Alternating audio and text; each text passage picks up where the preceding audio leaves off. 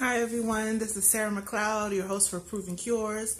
And I know normally when I do these videos, I have on my lab coat and I'm in super professional mode, but today is Saturday and I am in packing mode. As you can see, I'm getting ready to leave town. The lab coat's over there.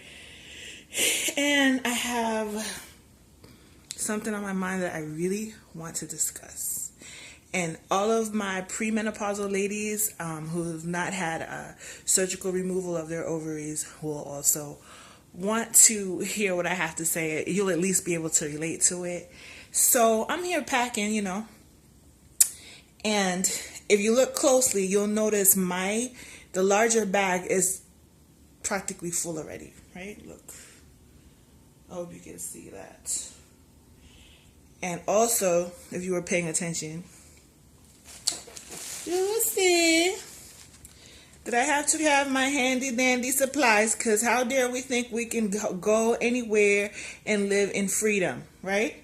Now, I guess it just occurred to me I could just take some out and then buy some more when I get to the other side. But the whole idea is the fact that we have to be beholden, like these are like handcuffs in our lives for the rest of our lives until we become postmenopausal. It just seems so. I just resent this so much, y'all. I really resent this. And then right next to the big bulky pads, because I'm paranoid, you could say, well, Sarah, go get thin pads, but I'm paranoid. I feel like thin pads might cause a leak or something, and I just want to be fully careful and protected at that disgusting and miserable time. Don't get offended. I know there's a lot of women out here who might get offended that I call it disgusting because they are embracing menstruation nowadays and saying it's a beautiful thing and we need to embrace it and stuff like that. That's my opinions are different on that. I hate it. If I didn't have to have a period, I wouldn't. I just don't like it. And yeah, you can go on birth control and but those have their other side effects and risks as well. So I just let nature play its course. But anyways, I also team up the pads with these bad boys just to be double careful. And plus, these have the added benefit of keeping the blood and coming out of one orifice, if you know what I mean, and keeping odor down and stuff like that. So anyways, because I'm traveling, you guys, I wanted to find an alternative to these stupid bulky pads.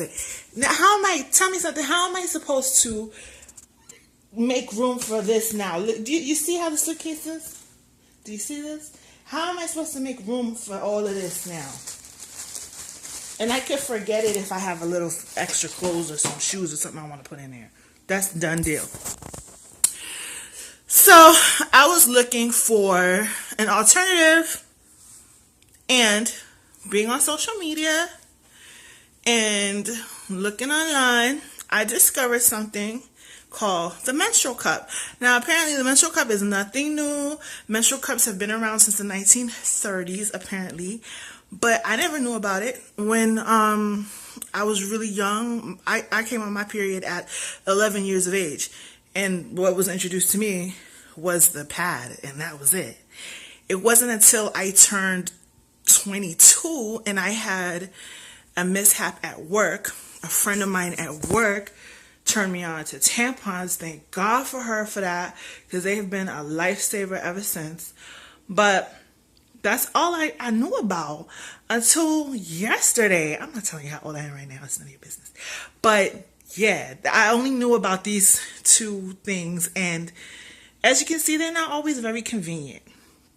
But the menstrual cup is out. So the menstrual cup is a rubber, well, basically I think that's an incorrect way of saying. It's made out of silicone. It's a cup made out of silicone that's insertable and will actually capture your period blood, your menstruation blood, while you're bleeding. And women are saying really wonderful things about it. Just, general reviews. And they're so let me tell you what I'm reading. They're saying that these cups are keeping them clean. They can't smell the blood while they're in. They, of course, save money because you're not constantly going back and buying pads and tampons and stuff like that. They're reusable. You can sterilize them yourself. They have awesome benefits. And then now, the ones that are on the market. So right now, when I did a check, Tampax actually has one on the market that's being sold all over the place, Target, Walgreens, whatever. And there's another one women are talking about on social media called the Ziggy cup, Ziggy cup. I don't promote brands. I've never used a menstrual cup, so I'm not promoting it at all. I'm just discussing, what I found. And yeah, they're all saying these wonderful, and the added benefit is that they're able to have sexual intercourse while on your periods with no trace of blood. Nobody has to know you're on your period, basically. It's supposed to be the added benefit of it. Women are using it with their husbands and their boyfriends, and they're enjoying sex. That's nobody's business. Anyways, so yeah, I'm not a bandwagon person. I did get excited to read what women had to say, but being a clinical researcher, it also occurred to me that these things may have some detriment to the body as well, because you're keeping them in up to 12 hours at a time. You have to use your fingers, which your fingers get exposed to so much during the course of the day, to insert and take out this foreign body out of your vagina. So there has to be some risk with using them, and that is what this next video is going to be about, the risk involved.